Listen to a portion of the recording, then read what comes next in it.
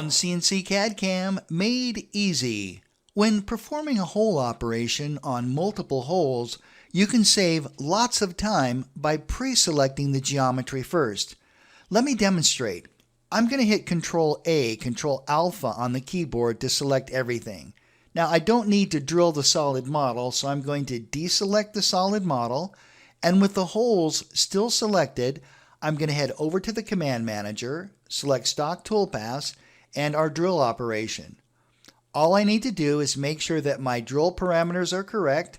I'll click Next, Next, and Finish, and now OneCNC performs the hole operation on all of the holes without me having to select each hole individually. OneCNC CAD CAM Made easy. And don't forget to click the subscribe button.